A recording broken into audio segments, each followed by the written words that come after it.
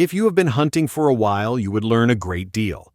One of the tough lessons you learned is that you should not have parted with a gun or two. This is even more painful when you realize that the manufacturer has stopped producing your favorite guns, often without any announcement. In many cases, guns just go away because they do not sell well enough. Just because a gun works well for you does not mean it will work for the next person. Without enough sales, there is no reason to continue production. Besides, consumer tastes evolve over time. This is evident by the fact that finding a gun with a classic walnut stock is a lot harder than getting a synthetic one. Some other times, guns just stopped production because production itself became too expensive. Maybe it required a lot of labor in the form of hand-fitting and craftsmanship. It is difficult to sell a gun like that at a reasonable price because you need to cover the cost of production while taking into consideration the willingness of the customers to pay for it. Of course, we cannot discount the fact that a manufacturer stopped producing because they went out of business or was sold to a different company that cares more about the bottom line than top-line quality, and so what you get instead are guns that are cheaper to manufacture but do not look appealing at all. That said, many guns nowadays are lighter, more durable, resilient, and can perform a lot better than their predecessors. But nothing can really replicate nostalgia. Plus, if you enjoy shooting guns that still have walnut stocks, no one can tell you to not have fun with it. At the end of the day, it is all about fun. With that in mind, I have here a list of discontinued guns that I wish are still being made. I am not going to talk about guns that are resurrected, just discontinued ones that go for high prices as a collector item. Any real scattergun fan will tell you that the Browning Superposed was the most influential over-under American shotgun in the past century. This classy, elegant shotgun was the last long gun design from John Browning, and it scratched an itch he had for quite some time. He wanted to make an affordable and dependable shotgun for Americans who could not afford the more expensive European over-under guns at the time. The Browning Superposed was introduced in 1931, 5 years after Browning passed away. Though the Superposed was cheaper compared to its European counterpart, it was still expensive compared to side-by-side shotguns at the time. But at least it was cheap enough for people who could save the money to get their hands on one. The Superposed was an affordable shotgun until the price started to go up in the 1960s, thanks to rising labor costs in Belgium, where FN manufactured the gun. At first, the Superposed came with double triggers, but Browning's son was not happy with the design, so he kept working on the trigger until he was satisfied. So, in 1939, the shotgun was sold with a single selective trigger. The gun was offered in many models, grades, and gauges over the years. The Superposed was pretty hefty, but they were easy on the shoulder. You could heave it up with no issues. The weight was not for nothing, though. This thing was built like a tank, and they were incredibly reliable. It was durable enough to survive many generations. When you take that into consideration, the Superposed pretty much justified its price tag. It was an investment and an heirloom. There was also the Shitori line in the 1970s, made in Japan. Nowadays, you can no longer get it as a standard factory offering, but you can still get one from Browning International's custom shop. It will be expensive and take a while to put together, but it will be worth it. I have to break the rule by putting the Superposed here, even though I said I will only be talking about true discontinued guns. But the gun was excellent and influential, so it deserved to be on the list. The Rolls-Royce of revolvers, the Colt Python is the best revolver ever made, hands down. At least, that is what people say, and you can debate that in the comment section below if you think there is another revolver that tops the Colt Python. It was introduced back in 1955, and it was a dead accurate revolver. Allegedly, it was intended to be chambered in .38 Special and acted as a target gun. It came in the .357 Magnum instead. Police officers and competition shooters alike swore by the Colt Python, and it soon rose to legendary status. For this reason, you're going to need a fair bit of cash if you want to get yourself one from a collector. That is, assuming you can convince them to part with their precious Colt Python in the first place. It came with a design and set of features that made it stand out from the crowd. The gun was built on the Colt I-frame, and it came with very tight tolerances. It got a lot of hand polishing and hand fitting, not to mention a rock-solid lockup. The trigger was smooth, to say the least.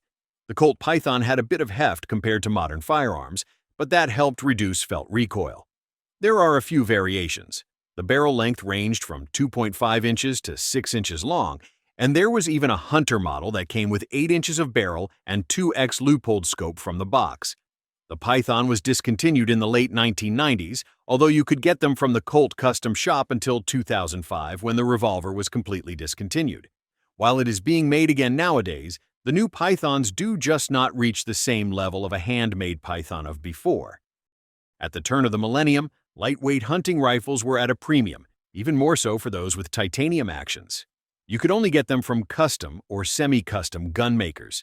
It was a market ripe for the taking, and Remington jumped on it.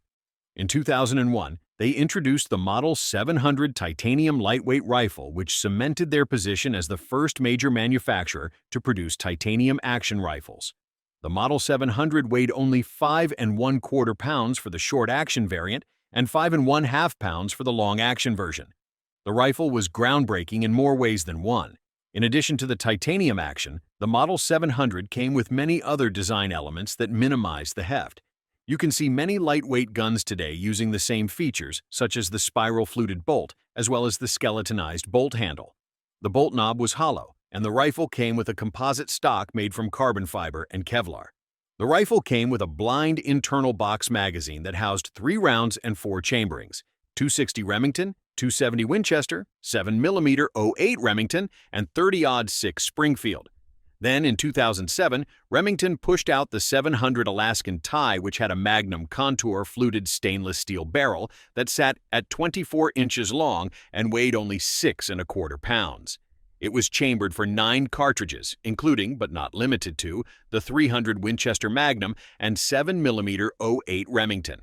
It came with a hinged floor plate magazine that housed 4 rounds, or 3 if you get the Magnum chamberings. The downside is that the gun was pretty expensive, about twice as expensive as the original Model 700. But both the Model 700 and the 700 Alaskan TI were not a bad idea. I'm hoping that Remington would return to this concept soon because Weatherby made a similar rifle, and it sells pretty well. The Model 600 was rather short-lived. It was a push-feed bolt-action rifle that was produced from 1964 to 1968, a whole 4 years before it was discontinued. It was designed as a woods rifle for hunters, although some people called it a guide gun, and others said it was plain ugly. As the old saying goes, beauty is in the eyes of the beholder, and a lot of people who bought the rifle grew fond of it. According to Remington, it shot like a rifle but fired like a carbine. Judging by the fact it was in production for only 4 years, it was clear that it was not Remington's finest work. It was not exactly their fault, of course. A lot of the gun's failure had to do with the fact that it looked different. Let's talk about the features. You got an 18.5-inch barrel and a vent rib made with nylon. You got a shark fin front sight and a bolt with a dogleg handle. But what put the gun on the list was not its bizarre looks. Rather, it was the fact that it performed really well. It weighed just 5.5 pounds, making the gun a fast-handling piece. It was chambered in 8 cartridges from 222 Remington to 350 Remington Magnum, although I do not recommend the 350 for a rifle this light. It was also set up for extended eye relief scopes in front of the ejection port. There are a few variations of the Model 600, such as the 660. It dropped the nylon vent rib. There was also the 600 Mohawk that was more affordable and came with a beech stock instead of walnut. Both of them also had a short run.